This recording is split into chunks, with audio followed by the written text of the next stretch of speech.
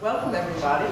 I'm Shelley Rubin, and I'm the founder of A Blade of Grass, which is the host of tonight's program. A Blade of Grass is a new nonprofit. It's the first of its kind, solely dedicated to nurturing socially engaged art, and we're very excited about it. Yeah. We make grants to organizations and individual artists, and we also create learning opportunities such as this evening. We're really looking forward to this conversation tonight.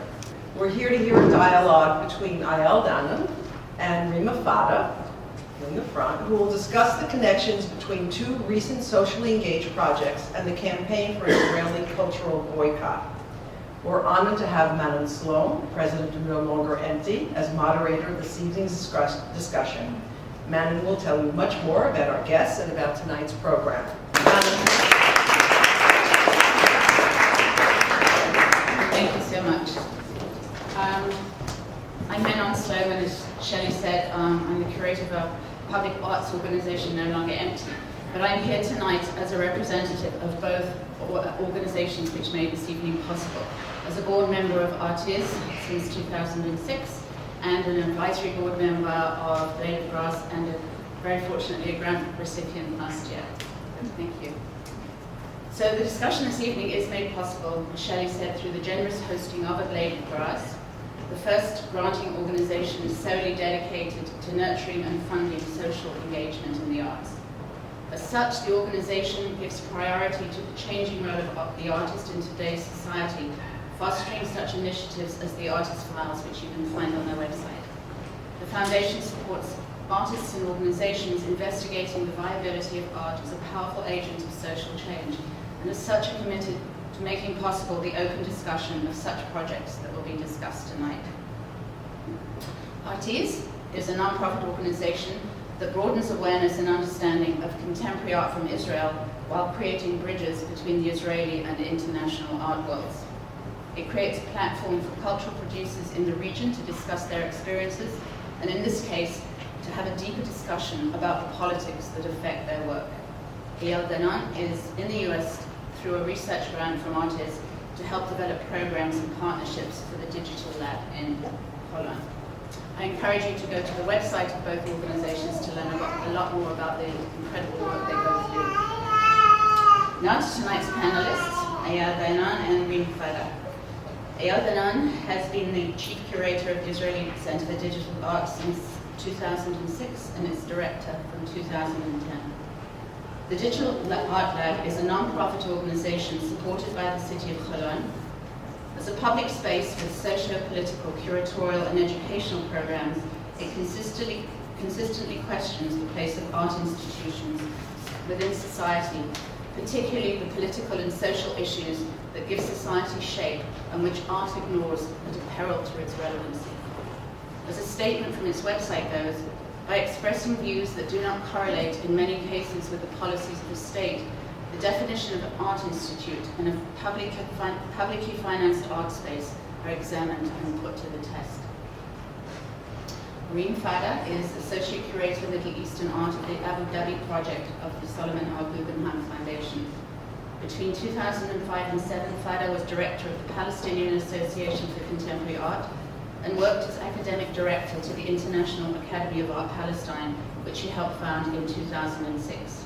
She has co-curated and been involved in many projects such as Liminal Spaces, Ramallah Syndrome, part of the Palestinian Co-Venice exhibition at the 53rd Venice Biennale in 2009, Tarjama Translation, which was an Art East program showcasing 30 artists from the Middle East and Central Asia at the Queen's Museum and Herbert Johnson Museum, and the third Rewrite Biennial, which she curated alongside Charles Esch in Ramallah.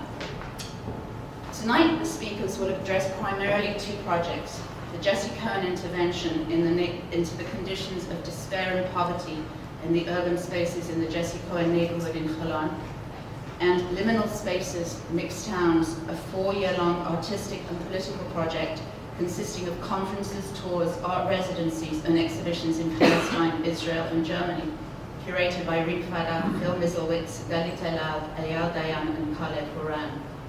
which seeks to address the mental and physical segregation experienced within the political frameworks of the Israel-Palestinian struggle. What is particularly pertinent about these projects is that by utilizing art as a medium for social empowerment and public discourse among targeted communities, we enter a powerful new territory. Through reaching beyond borders of the country, of the community, and the museum itself, the meaning of art itself changes. The boundaries between producers and audience are blurred, and the very nature of production and reception is changed. Evaluation moves out of the normal critical reception to the implications of the work and the projects on a public and social scale. In addition to these projects, the panelists will address the campaign for cultural and academic boycott against Israel and its implication for cross-cultural exchange and dialogue. So after the presentations, the floor will be open for questions, and it's my delight to welcome the panelists to the floor. I'm here on a grant from a professional development grant from artists, so I'm here because of artists, and I would like to thank all the team, Eyal, Tali, and Percy, for bringing me here. And of course, I would also like to thank Danon and Reem for hosting, and of course the League of Grants for hosting this evening.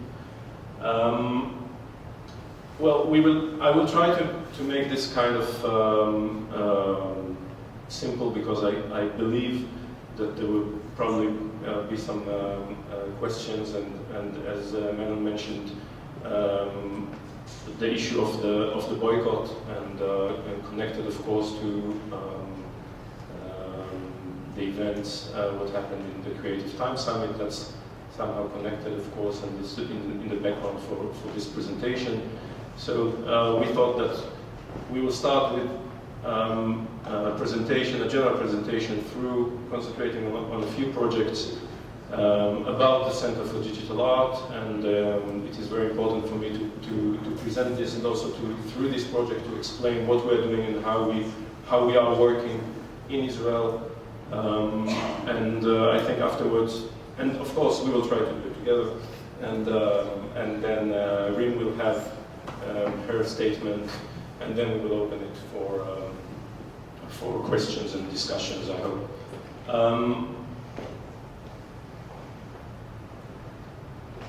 Let's start with this. I want to show you. This is an image we usually show to start with. You see, this is a map of Europe and North America, and this is from the website of UNESCO. And you can see that Israel, marked with the red arrow below, is part of Europe and North America. And I'm showing this because this is like the starting point for what we were doing for the whole program of the Center for Digital Art. When we started working, the center established in 2001, and when we started working, it was established by Eyal, who was the director, and the initial idea was to have, and that's why the name also, it was to be a new media center. But then gradually, 2001, 2002, you probably know what was happening in the region. That was like the peak, I think, the peak years of the Palestinian Intifada. And so we gradually understood that we have to, well, gradually, because it wasn't a decision, but the idea was that we couldn't work in a kind of an isolation. I mean, we were a public space. We are a public art institution. We belong to the city of Holon, so we are also using public funding. So we were questioning our responsibility and what should we do.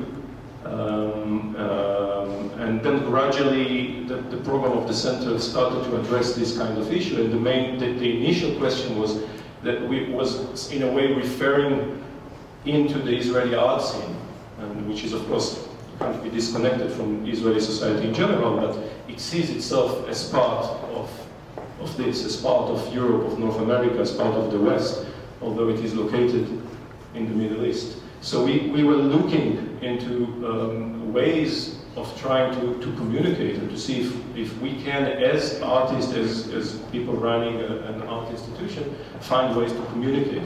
So the initial step was to start looking, the idea was to start looking into areas that might have similar circumstances, that might have similar backgrounds of, let's say, ethnic or religion tension, post-wars areas, to learn, to look to the sides, to see how other art institutions and other artists are dealing with such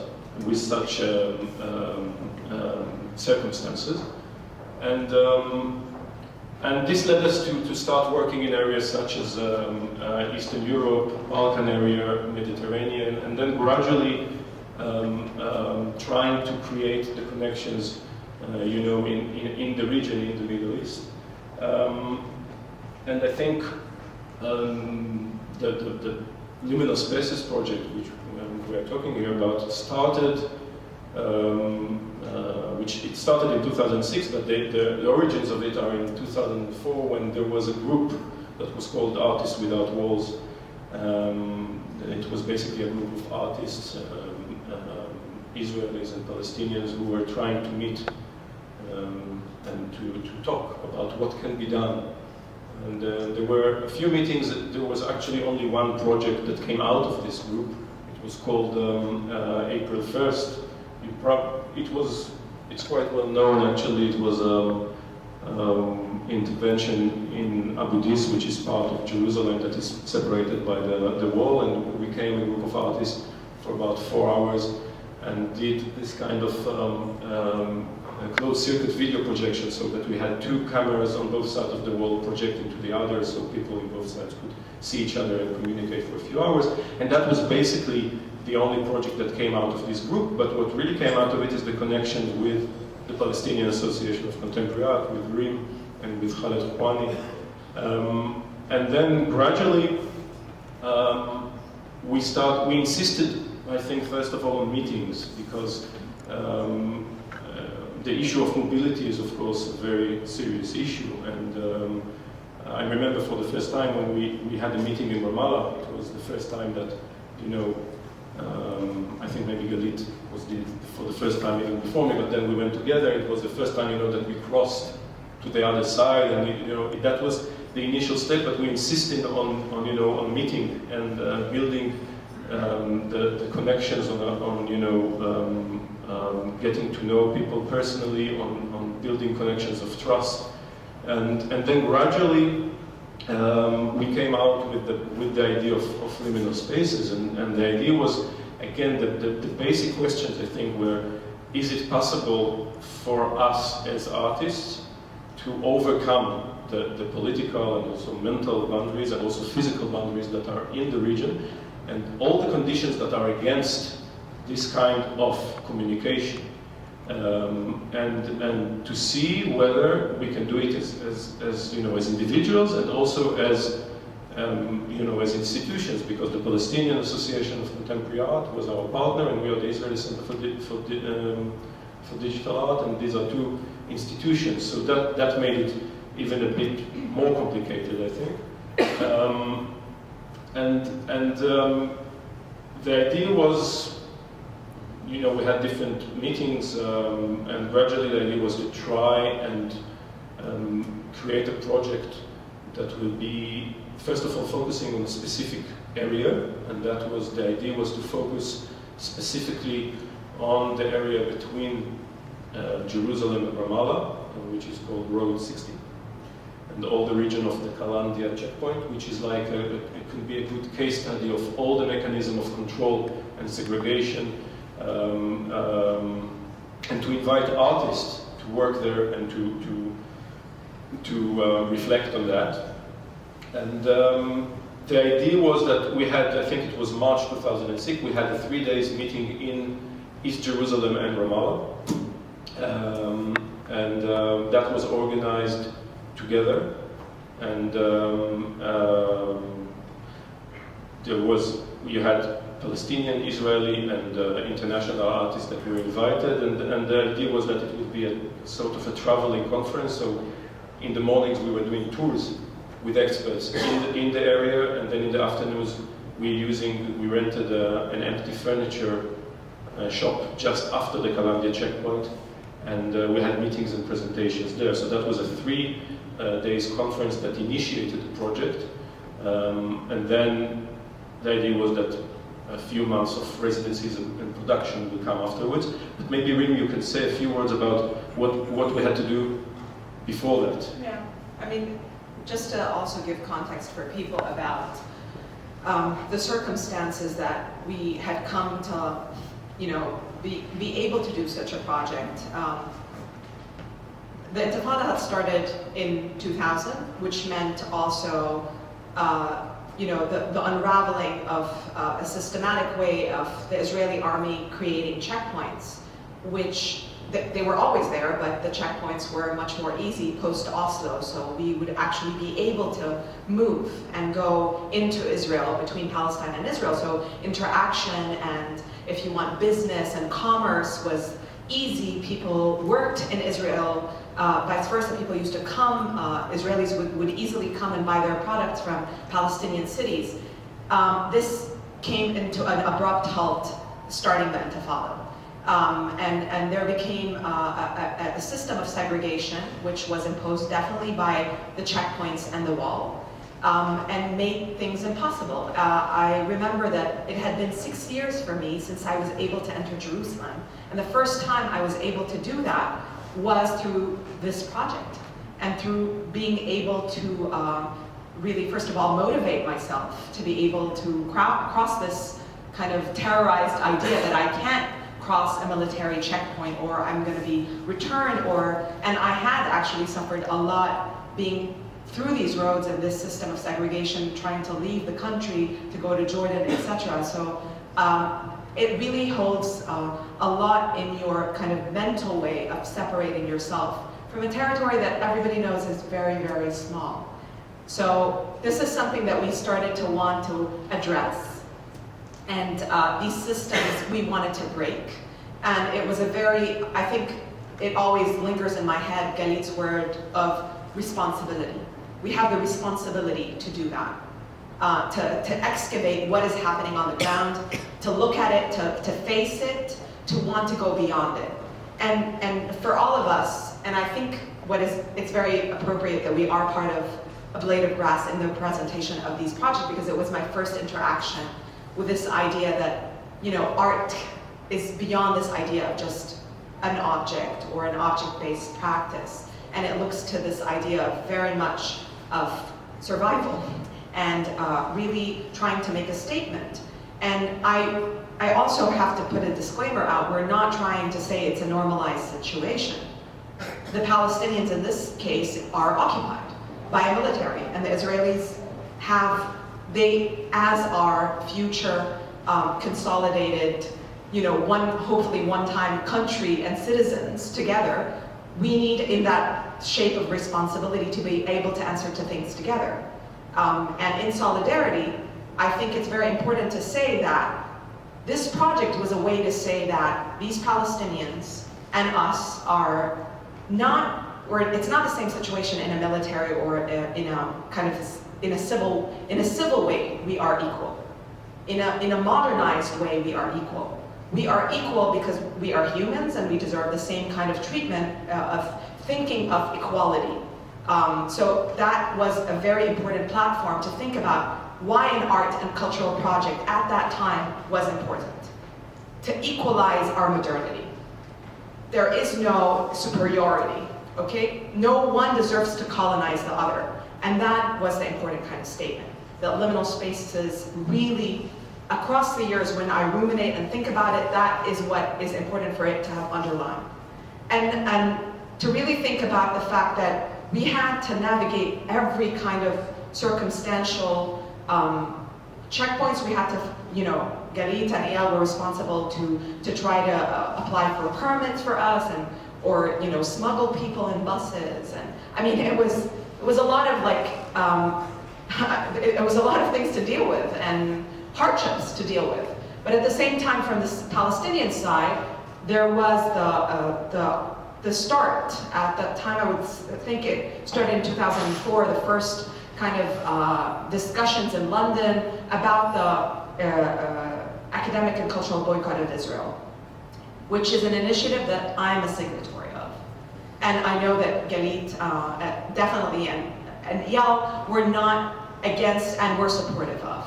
So given that as a mechanism, as BDS and a boycott is coming into shaping, because we are all naturally against the occupation, a military occupation of another people, doesn't need any cultivated or intellectual or intelligent person not to say that I do not stand by that.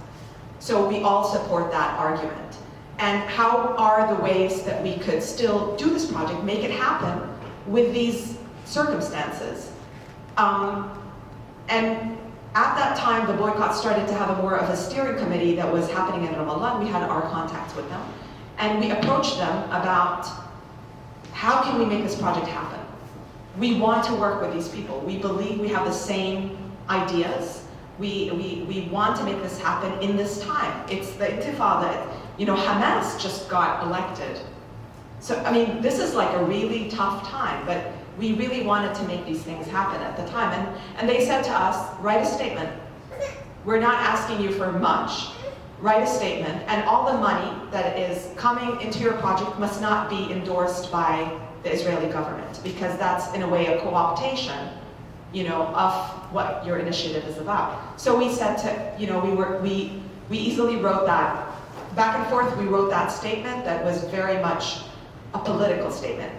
We didn't necessarily want to have to do that, but given the circumstances, we were willing to write that political statement that says we're against the occupation, et cetera, and let's move forward on a dialogue that goes beyond that.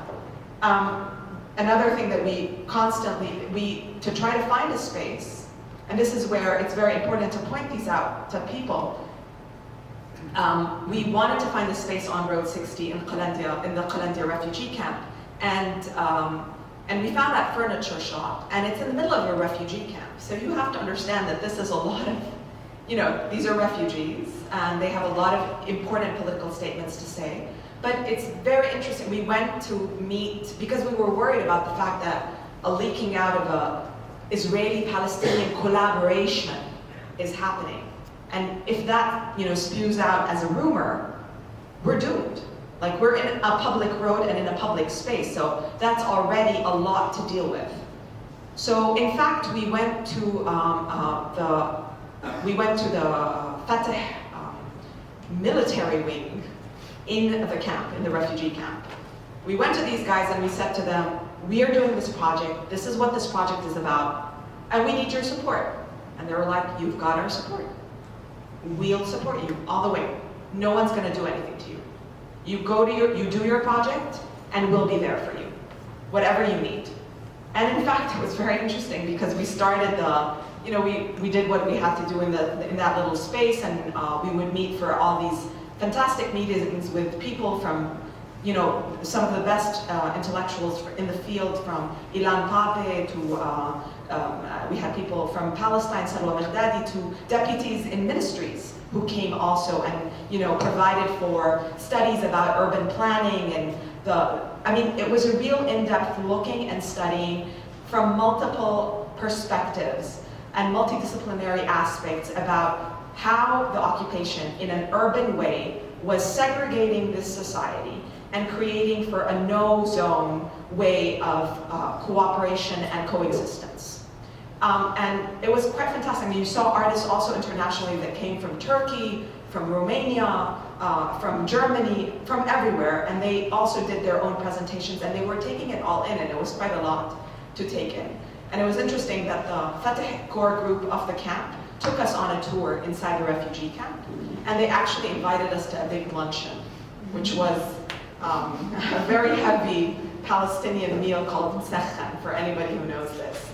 Big, you know, heavy meal. But that was like, those were the initial kind of moments, and it was interesting. We were having the lunch, and there was a shooting right next to us that started to break out on the checkpoint. So these were all of the kind of minuscule realities about how we had to deal with this project. You know, Reem just described what had to be in the background in order to enable this. to work within with the boycott, with the refugee camp, in order to enable this 3 days conference to happen. And you understand the complexities.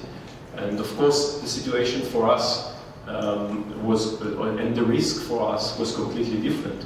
But it was very clear that the idea of this project is to, and that I think was also why this political statement was very, very important.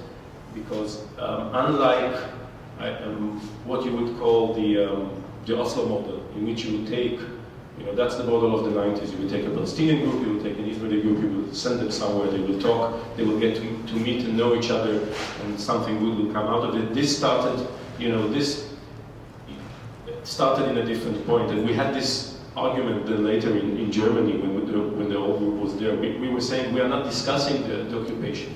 The occupation is not a discussion. Our positions on that are very clear. So that was, in a way, it was very political, but it was also, it made everything very clear for all the participants, okay? You didn't have to negotiate the basics. And of course, it's more complex when you do it as an official institution, okay? Because it's one thing when you do it privately, but when you do it as an official institution, it's more complicated. But again, this is, you mentioned the issue of responsibility, and we are constantly talking about, but I think its responsibilities are linked to the privilege you have. And in this kind of collaboration, we are still the privileged side. So we had to use our privilege, because the risk for us going into Ramallah is not the same risk for the Palestinian partners going into Israel. Okay, it's a different story. So in order to insist on the issue of mobility, we had to work with the army in order to get the permits. So the project became, in a way, a mechanism for allowing mobility. We had the second, I think it was October 2006, we were in Leipzig for the second meeting, and we had to, to enable all the participants to be there. And then in 2007, a year later, we had the third meeting, and by then the academy was already working, so we also insisted that the students would come. So it became like a tour of about 70 or 80 people. So you might look at this issue as the technical aspects of the project, but they are not. They are completely the main issue of this project, because there was an exhibition. There was an exhibition in Leipzig in the middle of the process. A lot of the projects were not completed there. But then we also understood that we are not going to end the project with an exhibition.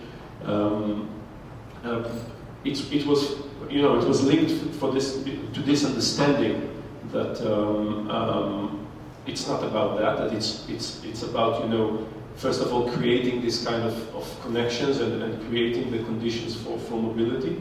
So and also because we didn't want, what was interesting about this project is that during its first year, we mentioned the elections in the Palestinian Authority where Hamas won. Then you had in July, you had the war on Lebanon, what is called the Second Lebanon War, and then you had elections in Israel, I think a bit later on this year, and this center Kadima thing came into power. So we had all these kind of changes that could have potentially influenced the project, or risk it, but it didn't. It didn't because it was clear what are the political standings of all the participants, and it didn't also because of the real good connections of trust, and I would say even friendship, that were the basis of this project. I have to stress that it became very apparent to all of us that this was about building a community. This was a project about trying to go beyond, let's say, just the end product and to something that is much more sustainable in terms of a discourse and a political viability. So this was about creating a community, and this community still exists today. It's not under the umbrella of liminal spaces anymore, but it's under, for example, the fact that Eyal and I just met recently, again in Berlin, with Yael Bartana, one of the artists who actually worked with us since 2005 on liminal spaces. And a lot of her projects that she had, the initial kind of ideas of really started to take shape later on, and this involvement of her and her ability to connect to many other Palestinians was, and continues to do so, is still because of, you know, the starting of this socio-political interventionist project called Liminal Spaces. And I think it's, you know, these are the things that are very lacking to this very day. So it's something that I am very proud of, and it brings up to me a lot of this idea of my own consciousness, of how I want my political and cultural ideas in relation to Israel-Palestine to really start to take shape. And at the same time, you know, you don't demonize the other by segregation and separation. I mean, I don't want to say the word dialogue, because I think dialogue is like really not that. It's more like being, you know, with other people. So it's something that was very important to push for. In terms of like the last segment of Liminal Spaces and why that project really, for me at least, the lessons learned for me at that point in time, this was the first time that I had stayed in Israel. So it's 2006, 2007, it's the first time that I was actually sleeping there. And it's a very different experience for you to be in and go to the various cities, the Arab cities like Lod, Ramle. We went to several cities, and you see a different kind of reality. And I remember saying this, I don't know if it was to you, Eyal, or to Galit. I was like, you know, for me, this project comes to an end now, because you have a lot to deal with in Israel itself, you know? I mean, I'm sorry, we'll deal with the occupation. It's a lot, but I'm telling you, what you have to deal with in terms of issues of bigotry and racism and a colonial mindset that is entrenched within its own society, my God. Israel has to, you know, deal with it on its own. In its own cities, in its own fabric, in its own laws. If it doesn't, you know, decolonize itself, don't worry about the occupation, you know?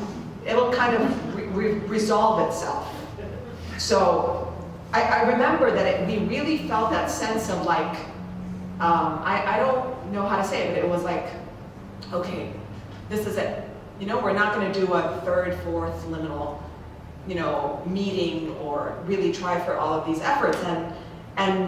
But I think what is very important is to understand that the work that they are, I mean, for me, the work, they continue to do the work. I mean, the bus tours, at least, in terms of, we were these two huge buses going inside Israel from one Arab city to the other, and dealing with, you know, everything, and having multiple speakers and discussions. And I know that that continued, and maybe you want to discuss a little bit more about that work.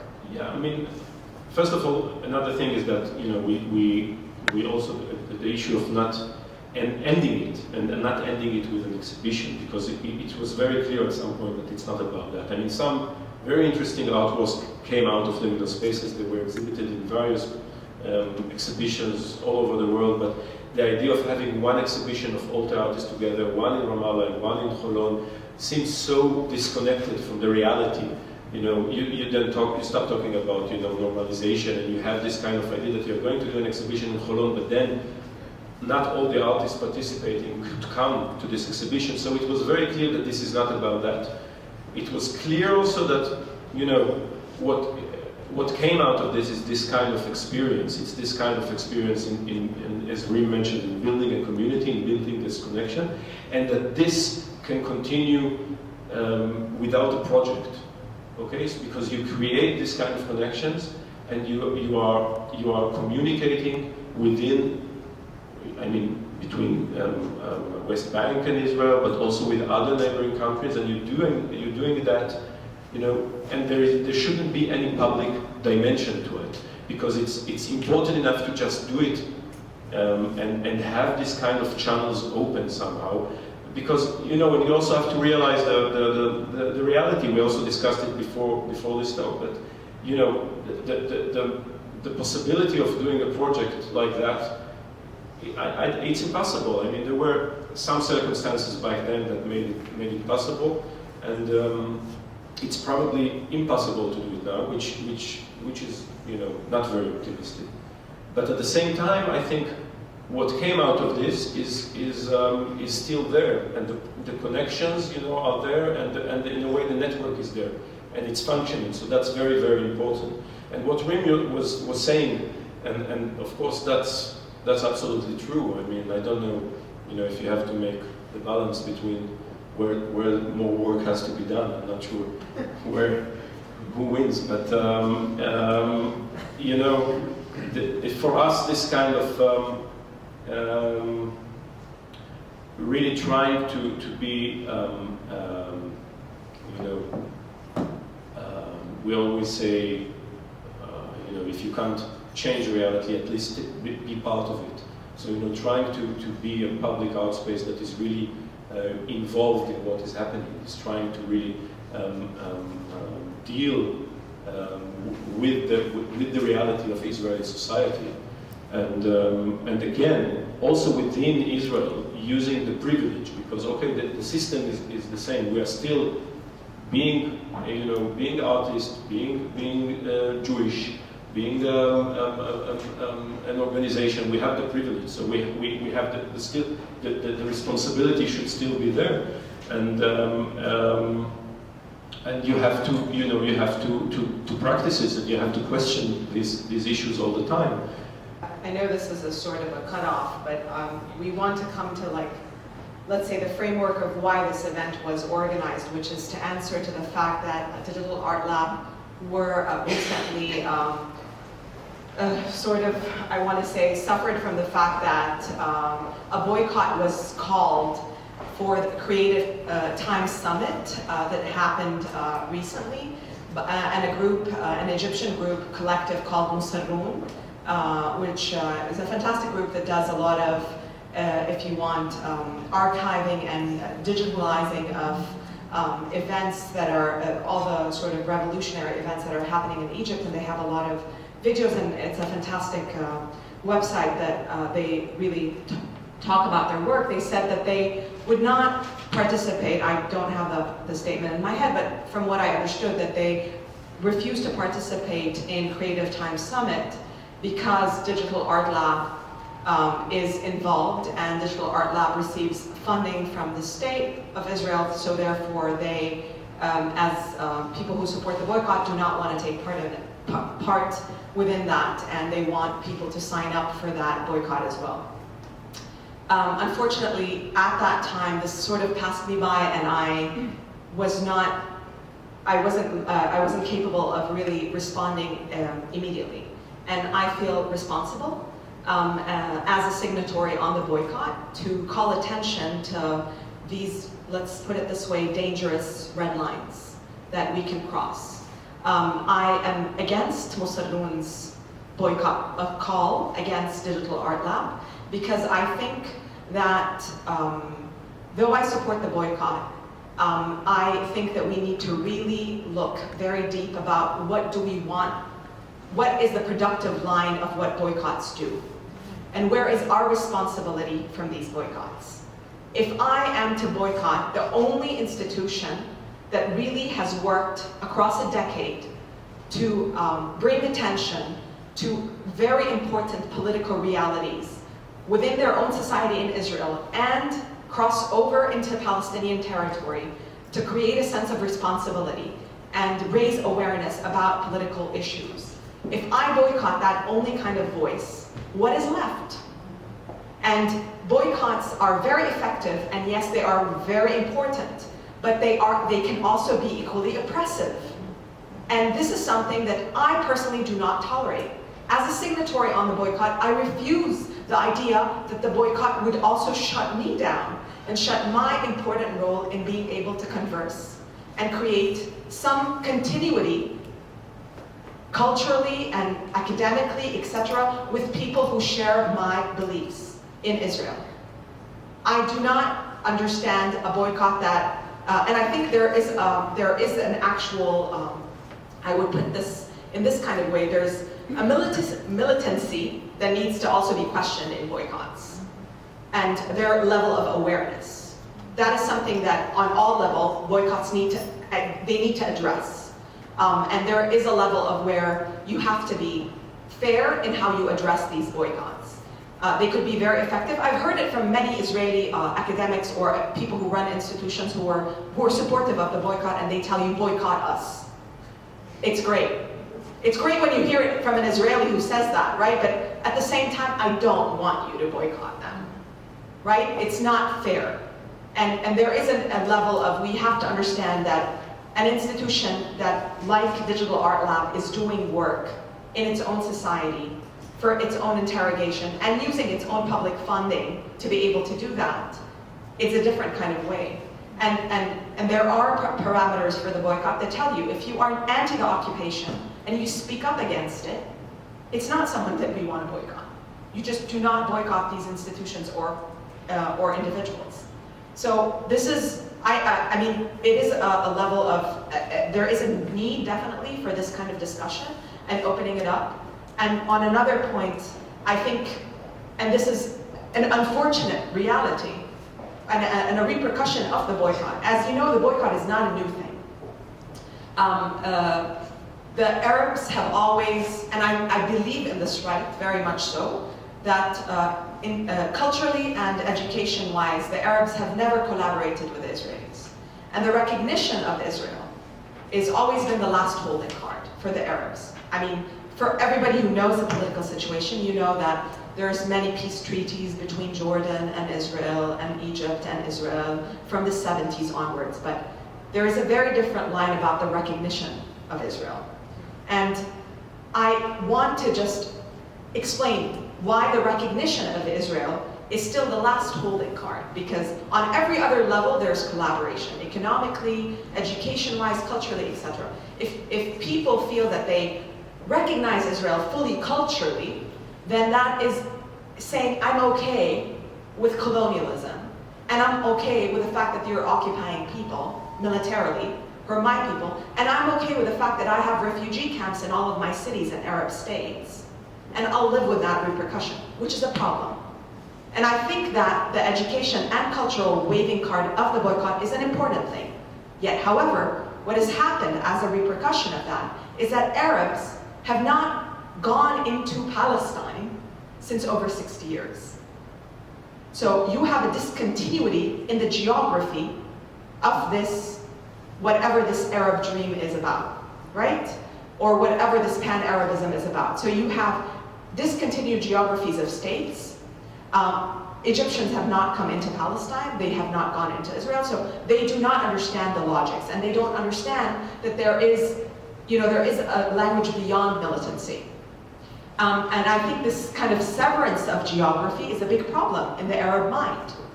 A demonization of Israel happens at the same time. And at the same time, on another level, they do not understand the actual logic, the material logic of what is happening on the ground inside Palestine. What are the real social and political needs? They have, I think with this boycott, there becomes a level of, you need to differentiate. Yes, you need to deal with being able to get a permit from the Israelis to enter into Palestine, but you should get that permit and come into Palestine and see for yourself, as an Arab, what is happening. And then you understand the logics, and then you advocate. And I think that is a very important logic to be able to do. I think that it's an unfortunate thing that there is these ideas of segregation and these ideas of where we do not have a continuous dialogue. A boycott needs to be effective, and it needs to question itself each and every time. And we need to understand all the permutations of how institutions and individuals work, the multiple kind of channels and challenges that they look at within the Palestinian-Israeli conflict before we cast our verdict. So that's my say, at least. I did say that I wanted to make a statement, and that's it for me.